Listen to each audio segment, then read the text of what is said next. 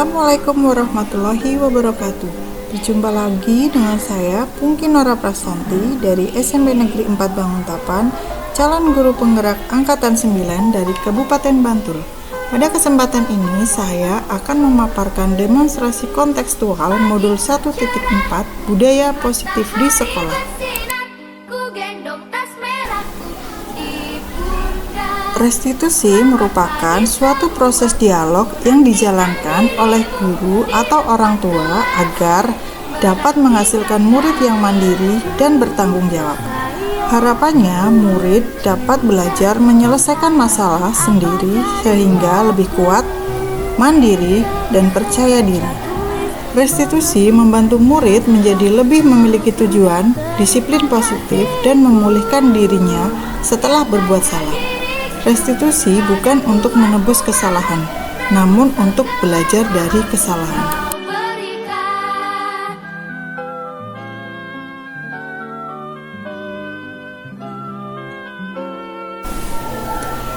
Pada kesempatan ini saya akan memaparkan bahwa saya menggunakan segitiga restitusi dalam kasus yang saya buat.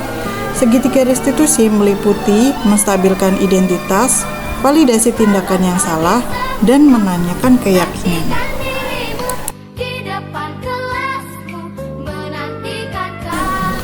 Yang pertama, menstabilkan identitas meliputi prinsip membuat kesalahan adalah bagian dari proses pembelajaran. Selanjutnya, mengubah kegagalan menjadi kesuksesan. Kedua, validasi tindakan yang salah meliputi setiap perilaku berupaya memenuhi semua kebutuhan tertentu. Guru akan berpikir dari stimulus respon menjadi proaktif. Dan yang terakhir, memvalidasi kebutuhan murid, kemudian memperbaiki hubungan dengan murid.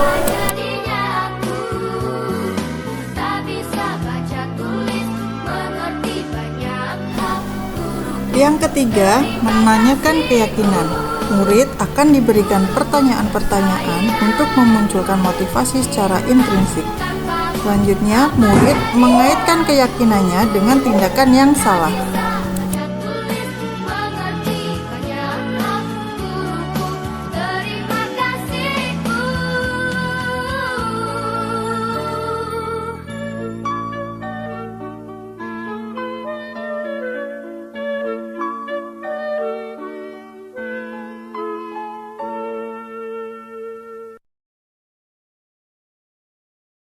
Pita, kenapa tadi di kelas marah-marah sama Dito? Soalnya tadi aku diajak karena nggak bisa baca dan tulis.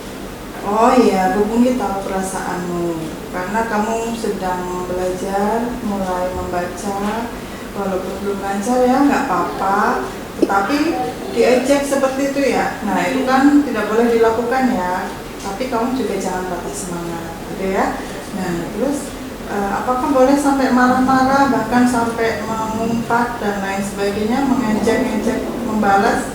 Nggak boleh, Bu. Iya, nggak boleh ya. Nah, kita kan punya kesepakatan di kelas. Nah, kesepakatannya apa di kelas? Harus menghargai dan menghormati anak ini. Ya, harus menghormati dan menghargai antar teman. Nah, jadi kalau misalnya kita diejek lagi, entah itu Dito, entah itu yang lainnya, jadi apa yang dilakukan sama Dita? Melapor kepada guru yang mengajar, Bu. Ya, melapor kepada guru. Selain itu, harus bolehkah marah-marah? Nggak boleh. Jadi harus bagaimana? Sabar. Ya, harus lebih sabar, gitu ya. Jadi boleh melaporkan kepada guru, juga harus lebih bersabar. Terima kasih ya, Dita.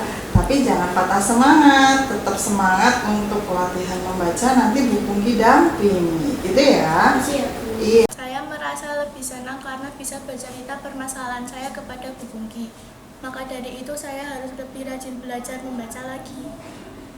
Saya merasa lebih senang karena bisa bercerita permasalahan saya kepada Bu Pungki.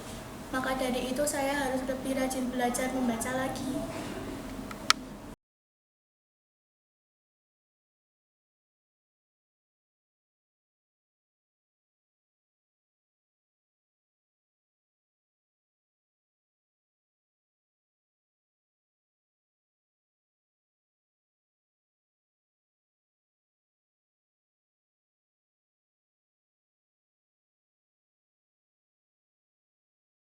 Oke, Kalista, kenapa tadi kok di kelas marah-marah? Kan saya sudah mengerjakan tugas, Bu, tapi teman-teman pada menyontek. Ya kan saya kesal, Bu.